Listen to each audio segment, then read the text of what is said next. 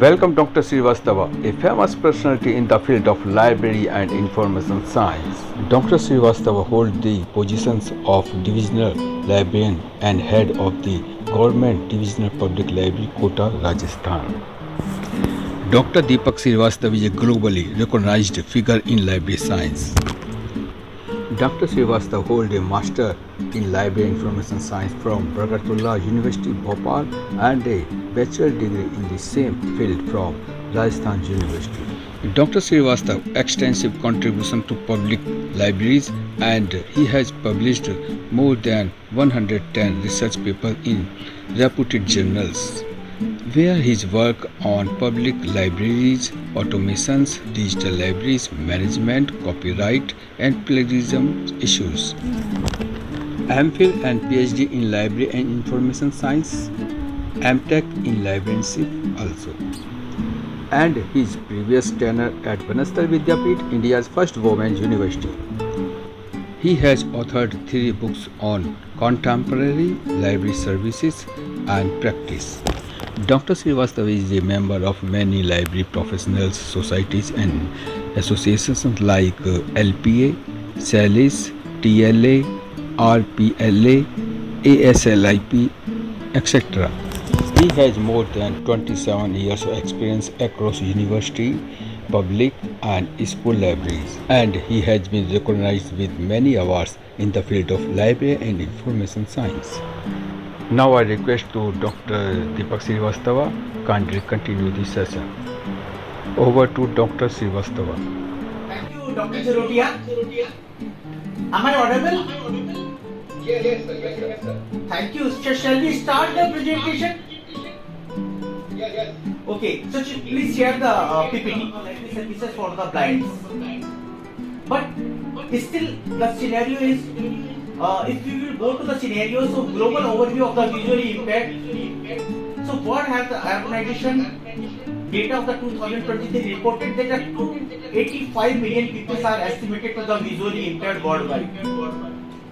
आप सोचिए 8 करोड़ करीब पॉपुलेशन पूरे वर्ल्ड की है, 8 करोड़ से ज्यादा पॉपुलेशन है, 195 कंट्रीज ऑलरेडी उसमें मतलब हैं, और अगर आप देखें तो पूरे वर्ल्ड के जितने भी विजुअली इंपेयर्ड हैं या दृष्टिबाधित लोग हैं उनमें से 1/3 जो पॉपुलेशन है वो इंडिया की है.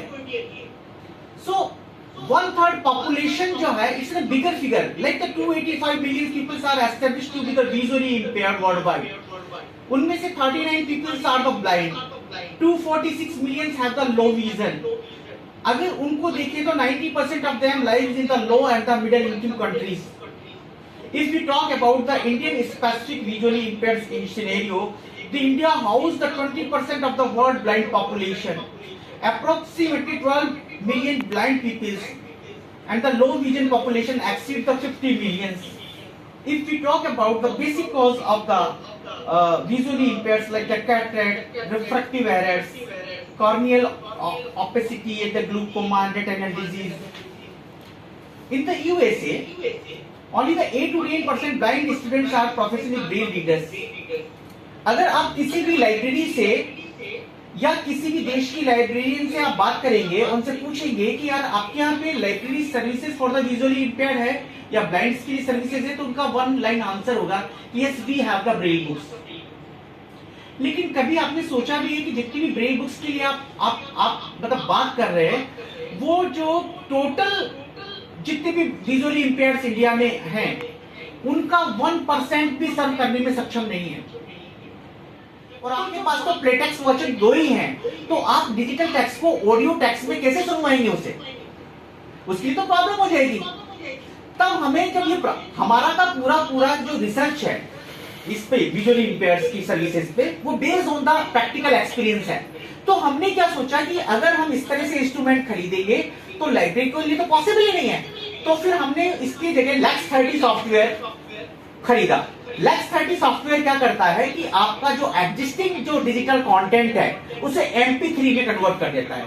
जब आपका जो डिजिटल कंटेंट है वो MP3 में कन्वर्ट हो जाता है, so you can go anywhere else. आप उसे कितने भी लोग, कितने भी यूजर्स के साथ शेयर कर सकते हैं और कितने भी जो मतलब विजुअली इंपेयर्ड है उन्हें उसको एक्सेस मिल जाएगी.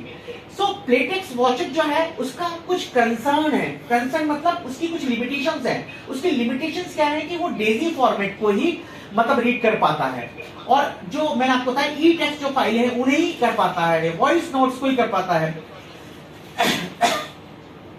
अगर इसकी बात करें तो रीड ई टेक्स्ट, सो जो प्लेटेक्स वॉचर है इसका जो सॉल्यूशन के तौर पे हमने देखा कि क्यों ना तो हमने इसको यूज किया LAX30।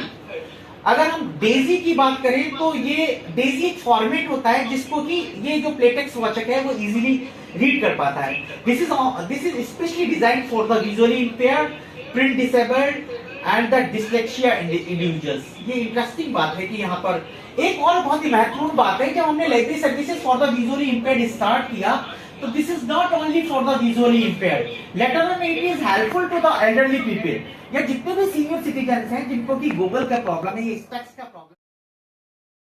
राजकीय सार्वजनिक मंडल पुस्तकालय कोटा राजस्थान के संभागीय पुस्तकालय अध्यक्ष एवं प्रमुख डॉक्टर दीपक कुमार श्रीवास्तव ने राष्ट्रीय ऑनलाइन प्रौद्योगिकी कॉन्क्लेव 2025 में फ्रॉम ब्रेल टू एआई रूदी involving landscape of assistive technology for the visually impaired विषय पर अपना की नोट भाषण प्रस्तुत किया।